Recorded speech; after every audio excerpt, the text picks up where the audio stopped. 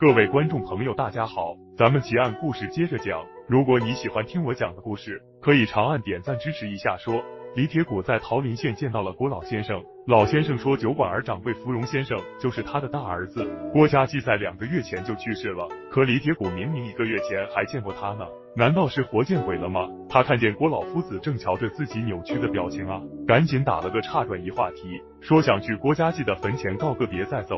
郭老先生心里合计，这个独眼儿看上去散漫不羁，可没想到和儿子的感情还挺深厚啊，就喊了小儿子，让他带李铁谷去给郭家继上坟。郭家继的这个弟弟啊，也就12、13岁，名叫家栋。李铁谷一边走一边和家栋了解一下郭家的情况。这个郭老夫子啊，有3个孩子，2个男孩1个女孩，大儿子郭家继，小儿子郭家栋，还有个女儿叫青鸾，被选进宫当了宫女。现在呀，在宫里的上士局当了一个职位不高的女官，做一些酒水礼仪的工作。这郭家继有病的时候，多亏了这个妹妹的接济呀，给家里送来一些钱，不然这家里就更拮据了。现在青蛙姑娘还不知道大哥已经死了，否则指不定的多难过呢。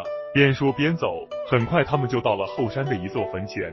家栋说这就是大哥的坟了。李铁谷把路上买的冥币纸钱都给烧了，又把买的1壶酒倒在了坟前。这个冥币啊，传说是东汉蔡伦发明了造纸术以后呢，他的弟弟为了把没做好的粗糙黄黄的纸卖出去，就把这种纸剪成了钱币的形状，祭祀死人。久而久之就有了黄表纸的专称，逐渐形成了纸质的冥币。但是民间祭祀真正开始用纸钱呢，史书里的记录是从唐朝开始的。话说李铁谷纸也烧了，酒也戒了，然后他开始绕着坟头转圈，把坟的上上下下左左右右都检查了一遍呢，发现一切正常啊，根本就没有动过的痕迹。人家郭家人是亲眼看着郭家继下葬的，坟也没动过，看来郭家继确实是死了。李铁谷的小脑袋就开始琢磨，要是郭家继的死亡是真的，他还没有长相接近的兄弟，自己见到的那个芙蓉先生又是怎么回事儿呢？当然肯定不可能是什么见鬼之类的事儿。废话，老尼说过，所有鬼类皆是虚妄，即使显现也是虚像。自己见到的芙蓉先生，那绝对是个实实在在的人呢。李铁谷琢磨，应该还有一种可能，就是有人化了妆易了，容装成郭家继的模样。会这种本事的人呢，他在和屁股先一行走江湖的时候也碰到过，容貌好变化，化好了妆，不熟悉的人看见了也容易蒙混过关。但是要想不被熟人看破，那就得外形身高胖瘦，说话的声音腔调，平时的行走坐卧举手投足，一举一动的姿态气质都得像，这可就难了。首先得2个人的外形身材很相近，然后还得非常熟悉。要想仿冒一个人的生活状态呀，那得经过长期的用心观察，才有可能模仿出来。如果真是这样，这个事情可就不简单了。李铁谷从小那是和山里的动物们斗智斗勇中长大的，他深刻的知道，所有的伪装、埋伏、潜伏等待都是为了抓住猎物做的准备和掩饰。这个假冒的人一定有目的，而且准备的很充分，是早就布好的局。这事儿得尽快让敌人知道，让他做分析判断才行。想到这儿，李铁谷就没有耽搁，马上和小家栋告了别，然后离开桃林县，一路加急赶了回来。狄仁杰听了李铁谷的讲述，他和裴成光互相对望了一眼，2个人都想到了一个问题，如果郭家继是芙蓉先生的话，那不论现在是不是有人假冒他，当初一郭家的状况，怎么能把张僧繇那幅价值千金的画像白菜一样送来送去呢？狄仁杰还想到了一点，尉迟乙僧和阎立本说过，他和十里乡酒馆掌柜芙蓉先生得的是同一种病，而且都是滨州的一位老道长救的。那郭家继碰到的世外高人，会是那位老道长吗？这时他心里又是一动，静音寺遇到的百济国王子扶余丰，也是被高人指点到滨州，找到一位道长医治的病，这里面难道还有联系吗？狄仁杰竟然一时也抓不住其中的关键呢。眼下听了李铁谷的讲述，他马上能想到的是，如果有人假冒这位酒馆掌柜郭家继，那他的目的到底是什么呀？他应该是利用这个身份来掩护做了某些事情，或者说郭家继这个军事身份能帮他做这件事情。狄仁杰隐隐的感觉到，这和凌烟阁一案可能不只有药酒的联系，还有其他的纠缠需要理清。他让李铁谷继续去追查芙蓉先生郭家继都做过些什么，他做过的某些事很有可能就是那个假冒的人做的，也就是这个人假冒郭家继的目的。这时儿啊，狄仁杰让裴成光帮助李铁谷毕竟打听有些事情还得需要有官职身份才能办到，也不能让李铁谷一直去麻烦李淳风啊。安排完这个事情，李铁谷的独眼咕噜噜一转，就看到桌上的盒子了。盒盖没盖，里面的死虫子引起了他的注意。这狄仁杰也没隐瞒，就把小身子受了伤。如意的死还有他的推断，小生子可能是自杀，也可能是被孙思邈讲的五谷之术里面的师徒谷操纵的事儿。说了一遍，李铁谷盯着河里的死虫子看了一会儿，然后独眼眨巴眨巴，说这个确实是一只雌性蛊虫，应该和小生子身上的熊蛊是一个类别的。接着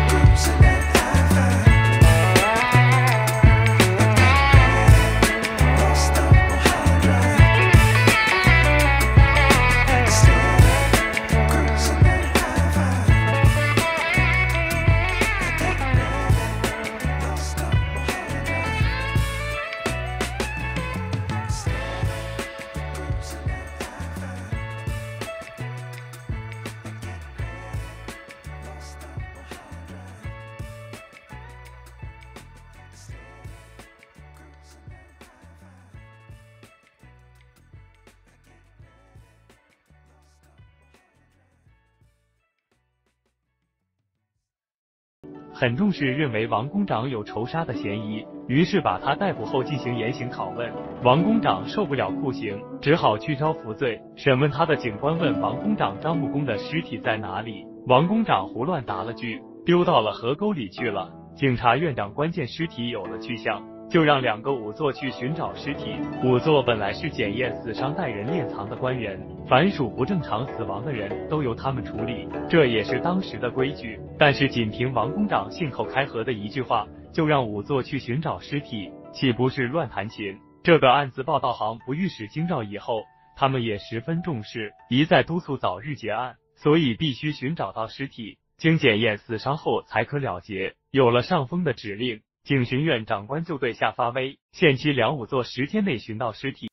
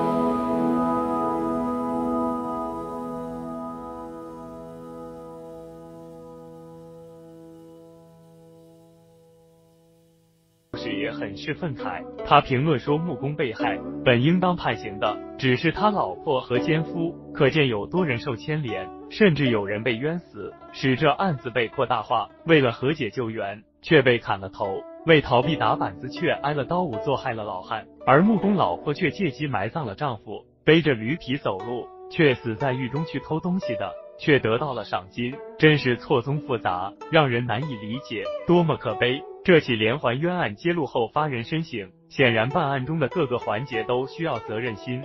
如果能够认真去调查，和至于一而再再而三的犯错，最终竟是一个惯偷，帮助警巡院破了案，看似偶然，其实不然。辛辣地讽刺了警巡院办案不负责草菅人命的作风。这个案子同样值得惊人警醒。各位观众朋友大家好，咱们奇案故事接着讲。如果你喜欢听我讲的故事，可以长按点赞支持一下。清朝乾隆年间，河北清河有个县令叫司马云，为官清廉，不会拍上司的马屁，上任5年仍是一个极品的芝麻官，眼瞅着同僚都升官发财了，司马云不由得整天的长吁短叹。这一天，他正坐在后堂烦心着，忽然周师爷走进来说：“大人，临县李知县来了，要拜见你。”李知县原本清河人士，跟司马云是同窗好友，自从做官后就很少往来了。司马云听到老同学来了，赶紧迎了出去。看到李知县穿着5品的顶戴，司马云问的：“你升官了？”李知县微笑着说：“啊，升着知府了。”司马云十分惊讶，李知县似乎看出了司马云的疑惑，说：“我终于找到升官的秘诀了，今天是特意来告诉你的。”司马云十分高兴，连忙拉着李知县到后堂落座。真好茶货。李知县喝了一口茶，慢悠悠地说：“我们县出了一个神仙叫刘长乐，据说师承茅山能治百病，好多人的绝症都找他给治愈了。刘神仙还有一个绝招，会隔空托梦，一些商贾小贩因为生意惨淡，都来找他帮忙，他就会帮他们给财神爷托梦，那些山贾回去后就时来运转，都发了财。我听说他那么神就想了。”